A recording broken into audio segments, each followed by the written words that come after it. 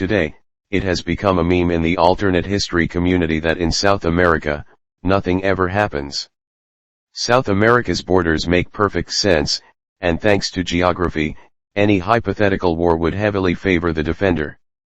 However, South America today is also plagued by economic failure and political instability. But what if all that was not the case? What if South America was actually an active, wealthy, and important part of international affairs? In our timeline, Brazil was the last major nation in the Western Hemisphere to abolish slavery in 1888, which is obviously something we need to change. Not only is institutional slavery one of the most evil things humanity has ever done, it also significantly hurts the economy in the long term, as it discourages innovation and industrialization, and promotes an agrarian economy. In this timeline, Brazil manages to abolish slavery significantly earlier, let's say 1855. Emperor Dom Pedro II, who ruled from 1831 to 1889, was by all accounts an outstandingly good emperor. However, as he grew older, he eventually cared less and less about politics. His only two sons had both died very young, and he was unwilling to accept a woman assuming the throne, especially since his daughter Isabel also wasn't that interested in politics. This allowed a small, unpopular Republican minority to launch a coup and replace the monarchy with a corrupt Republican system. In this timeline, this never happens.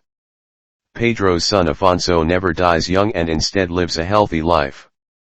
This causes Pedro to remain optimistic about the future of the monarchy, and Dom Afonso I is eventually sworn in as the new emperor of Brazil in 1881 at the age of 36 years old when his father steps down due to his increasingly declining health. Afonso is able to continue his father's policies, and Brazil under him enters the 20th century as a prosperous, powerful nation with a constitutional monarchy and limited democracy. It has a strong, diverse economy, and a population of about 22 million, compared to the 17 million of our timeline, thanks to improved medical conditions and also significantly more European immigrants, and it's a lot more politically stable than in our timeline.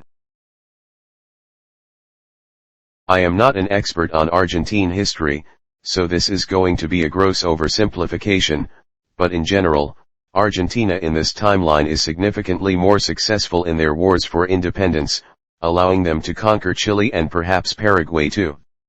I'm assuming they elect a government that is enthusiastic and passionate about industrialization, and they managed to industrialize in the 1850s and 1860s.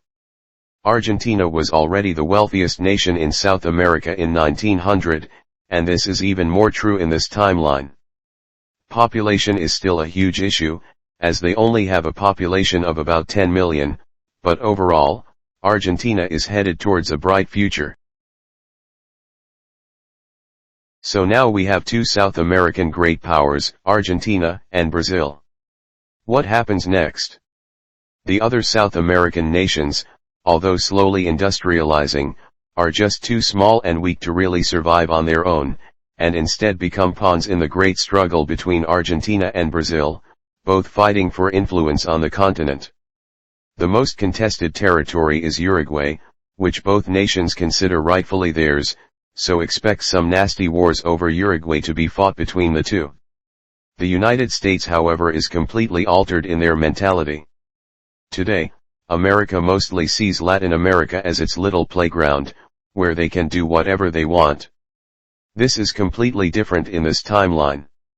Argentina and Brazil are both viable alternatives for the minor states of Latin America, with whom the United States has to directly compete over influence. I cannot predict in detail how this would change the 20th century.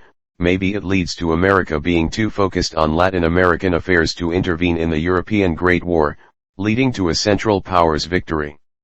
Maybe Argentina and Brazil compete over influence in Africa if decolonization occurs, as they are seen as a far more moderate alternative to the Soviets, but without the obvious suspicions that the African nations hold towards the Europeans and Americans.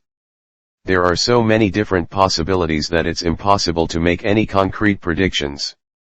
However, South America in this timeline is far wealthier and more politically stable than in our timeline, and less vulnerable to US meddling.